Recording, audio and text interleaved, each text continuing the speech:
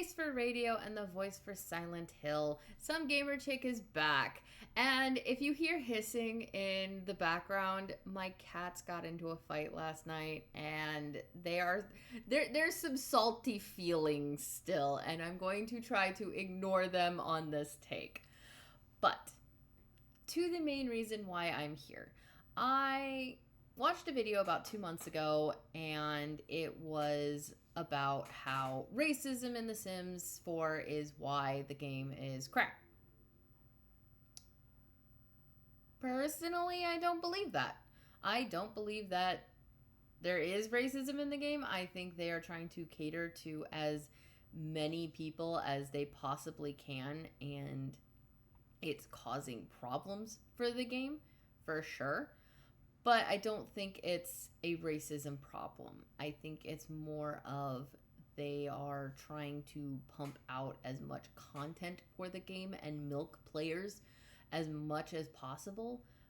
They have the base game free, and then they slapped on 100 DLCs on top of that you're supposed to pay for to make the game good. And I remember that I'd commented on her video, knowing full well that she didn't care about an outside perspective. Because in her video herself, she said, I don't care what you comment in the bottom, I just want the engagement. So I know she didn't care. I know she read my comment, didn't care. She commented back, but I didn't leave it for her. I left it for everybody else that would see the comment. And when she commented back, like a day later after I commented, I was going to comment back, but then I was just like, I don't need to waste the energy in a comment war on some YouTube channel. But today when I woke up, I noticed I had a notification in YouTube, and it was just saying that someone liked my comment. A total of 7 people liked the comment. More people liked hers, but her video, you can point out that her video did draw in those types of people, and my comment probably just resonated with the people who think like me, which is why they would like it. I do miss seeing dislikes because I am interested to see how many people disliked my comment, but alas, I cannot see that. But I might as well show and read the comments to you guys so you can see what I said and how she responded. So what I said, the representation doesn't make a good game. Representation doesn't make a good game. 2, the game would still suck if they did everything you are suggesting. 3, the core problems with The Sims 4 revolve around the shallow gameplay and the live service aspect of the game. There are almost 100 DLCs for this dogshit game, with more to come. EA has decided that money is more important than the fans when it comes to The Sims 4. Almost every DLC that comes out is broken and causes the game to break and glitch out. Many of the bugs in the base game have not been addressed or fixed, and it's clear that those bugs will continue to be ignored as they continue to pump out DLCs. Some of those bugs were there at the launch of the game.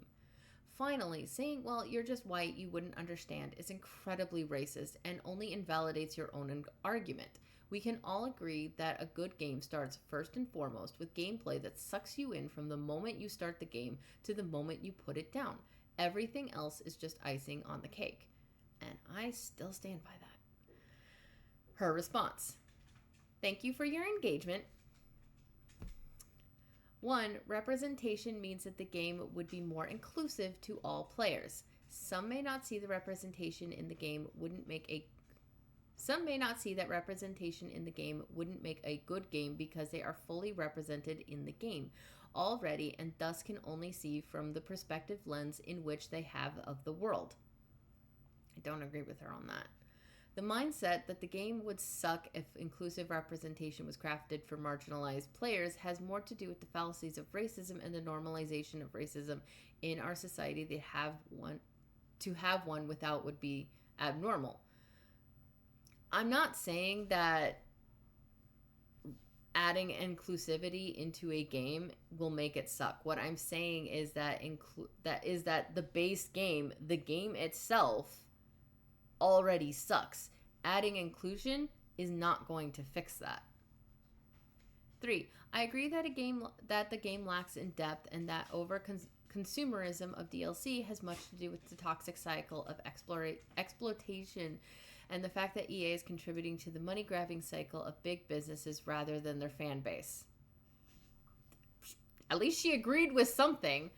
In regard to your final comment, I believe in not judging other before conversation and understanding. Furthermore, the statement would not be racist, rather prejudiced, which is two different terms. After a decade of studying, teaching, and researching racism and media studies, I have learned that racism is institutional rather than just a frame of thought. Therefore, your comments have contributed to the fact that EA has not centered its fan base on all levels, and if they tried, the gameplay would improve naturally as well. That made no fucking sense to my brain. And you can call me dumb if you want. I don't care. I have been spending the last year writing this. There is racism in this book. There is prejudice in this book. Dhampirs are considered second-class citizens in this book because of what the vampires did in this one. So I think I have an understanding, and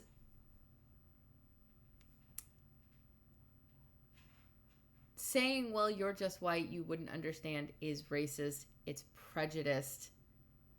There's not much difference between the two. Racism and prejudice is judging someone based on immutable facts about them. Saying the game would improve with representation does not fix the core underlying problems of the game. And it's not even just The Sims 4 that is suffering these problems. Movies, books, TV shows, they're all suffering from these problems. You can just look at Laurel K. Hamilton and what she's been putting out in the last decade or so. I mean, this is not one of her best books. Obsidian Butterfly, in my opinion, is the last good Anita Blake book. When you look at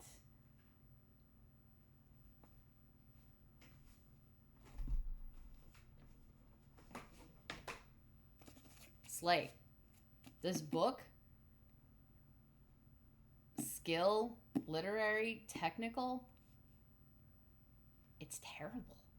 It rambles off into subplots.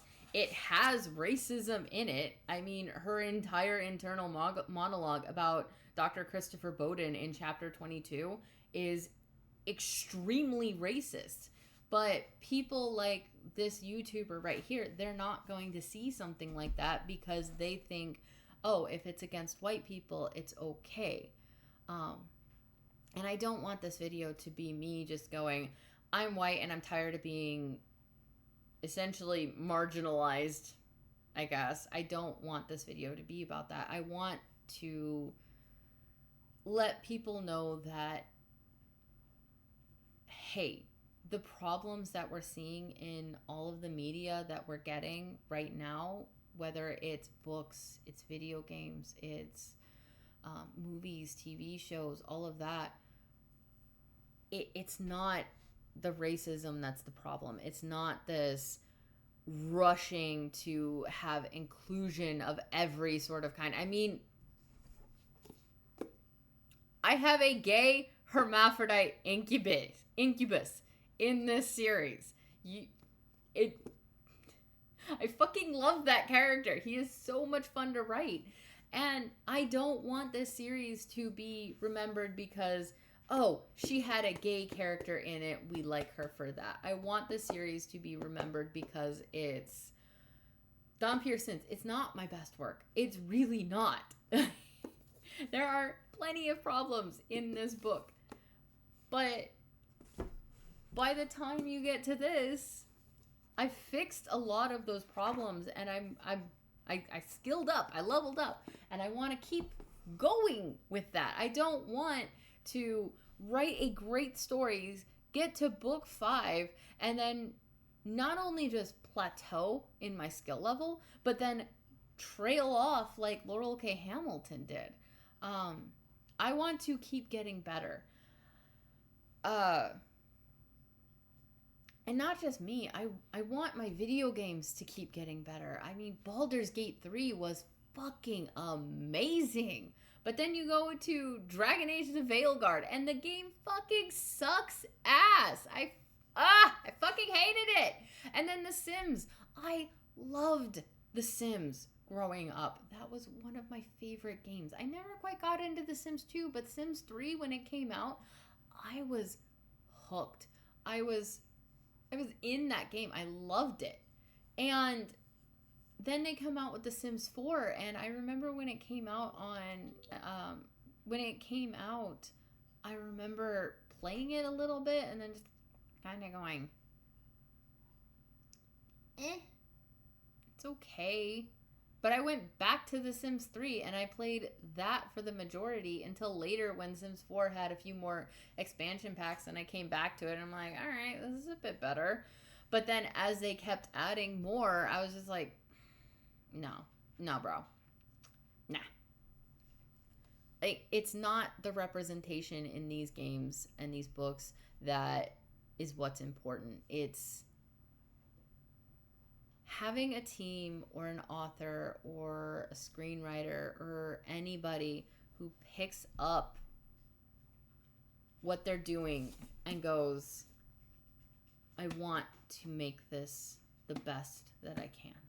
I want to do well. I want to make something that is going to live on for 100 years. I mean, you look at Jack London's The Call of the Wild and White Fang, and 100 years later, people still love these books. They still love these writings. People are still reading Tolkien. They're still reading Kipling. And I think, I mean, we still love fucking Vincent Price movies. We still love these things because the people who made them didn't make them to fit an inclusion quota. They didn't make them to be, oh, I represented that. I put representation in. Give me head pats. No, they made them to tell a story, to capture the audience and take them to a new world, a new place. You want to look at good writing? Dangerous Convenience Store. It's smut, but it is good writing, and it's not even just like the inside parts of it that are good. I mean, you look at the covers. You have, in the first book, you have Eugene and Gunwoo in the back, and Gunwoo, you see kind of their personalities. You go into book 2 and you see Gunwoo in the front and Eugene kind of being all puppy eye about him because he's just like, I kind of really like this guy. He's strange, he's scary, but I'm falling for him. And then you go to book 3 and you've got Cha on the front and then these two in the back, and you see that they are growing together. And then you go to book 4. You have Gunwoo in the front, Eugene in the back. And you can tell that there's been a divide between them. And then you get to book 5, which just came out in English, and you've got, it's flipped, it's reversed, and they're in the same place. They're in the same place, but they're apart. And I looked at the cover for 6. It comes out September, and I am so excited. It's going to be the finale, and I am excited. This is the best book I've read in years, it feels like. It feels like the industry has just stunted its growth. It's fallen apart. And I'm so excited to see how this book ends. And it's smut. It's fucking smut. And it captures me with its characters better than Laurel K. Hamilton. And there was a bit of smut in here, and I'm sitting there like, okay, there's gonna be smut. Maybe it'll redeem this book, because let's be honest. These are one book that she split into two to reach a I wrote 30 books in 30 years quota.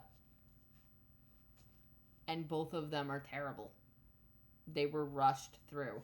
Both of them have subplots that, I mean, you look at this one and the murder mystery, the thing that Laurel K. Hamilton and Anita Blake became famous for. You blink and you miss it. And then this one just adds in a ton of subplots, and you're sitting there like, I would love to explore these, but she never goes and explores them. They're solved off camera. Fucking Anita has this entire spiel about how she's the prince going to slay the dragon, and the quote-unquote dragon in this book, she is not the one that slays it. But in the next book, it's going to be framed that Anita slayed a dragon. And then there wasn't even any smut in this one to even remotely redeem it. So it's just like, okay, you're trying to get rid of the smut and you're failing. Like, you could see in Sucker Punch that she was trying to go back to her roots, it feels like, but then about halfway through it, her lovers show up, and instead of being a murder mystery, it's emotional hand-holding again. And you're sitting there like, go back to the murder mystery. But I mean, it's not even just her. It's so many other authors. Like, you read a book and it feels like you get a professionally published book and it feels like you're reading Wattpad. It's not like picking up this and reading a book that's gritty and dark and has characters that kind of grip you. Or, I mean, even this, Shattered Mirror by Amelia Atwater Rhodes. I'd say this, as a story, is better than this. Like, I read this when I was a kid, and I fucking fell in love with it. And I was reading this around the same time, or Anita Blake in general around the same time, and I fell in love with like the first 5 books, but then after Obsidian Butterfly, it just started going downhill. And The Sims 4, it's the same way. Sims 1 was great, Sims 2 was great, Sims 3 was great, even with all of its problems. But Sims 4, it's like they don't care anymore. And then you have the Dragon Age games. Dragon Age Origins, amazing. Dragon Age 2, you can tell it was rushed, but it was still good. They still held true to the heart of Dragon Age Origins. Dragon Age 3, a lot of people don't like it, a lot of people love it, but then you get to Dragon Age 4 and pretty much everybody who didn't like Inquisition and everybody who liked Inquisition all agree Veilguard fucking sucks. It is a crime against humanity. So, like, her trying to say, representation is going to fix this game. No, it's not. The core game sucks. Sims 4 should be dismantled and rebuilt, and maybe it can be salvaged. But you already know that they're not going to do anything like that. Hi, buddy. So, you know what? I should stop rambling. Yeah. But that's my thoughts on this. That it popped in my head. I'll leave a link in the description if you want to check out my books. I've worked really hard on them. Like, The Black Butterfly and Dom Pearson's, they're not my best work. But I promise you, if you stick with my books, my series, all of that, they get better. And that's because my skill got better. And I like the fact that when you're reading the Sacred Beast books, you're not just seeing Kieran's journey through them. You're seeing my journey as a writer. And I want people like me who are starving for better writing, better books. I want them to be able to look at Dom Pearson's and The Black Butterfly and look at what comes after them and go, I can do that too. Because I think that's the only way that we're going to fix this is if we start flooding the market with better books, better games, better movies. I mean, there's plenty of indie games out there that are really good. And then there's, honestly, I think there's a lot of hidden gems in just general of like movies, books, TV shows, that kind of stuff. That if we start as a society going, no, we're not going to settle for mediocrity when we can have excellence. I mean, I have a smut series on my bookshelf that is written 1,000 times better than Laurel K. Hamilton is writing now. And Laurel K. Hamilton, if you ever see this video, I remember when you tried to make me feel small on Twitter. I stand by what I said. And if you want to try to make me feel small again, fine. I don't care. But this is Some Gamer Chick signing off, and I hope you guys have a wonderful day. And even if you don't check out my books, I hope you find good stories to watch, read, and whatever. But yeah, bye.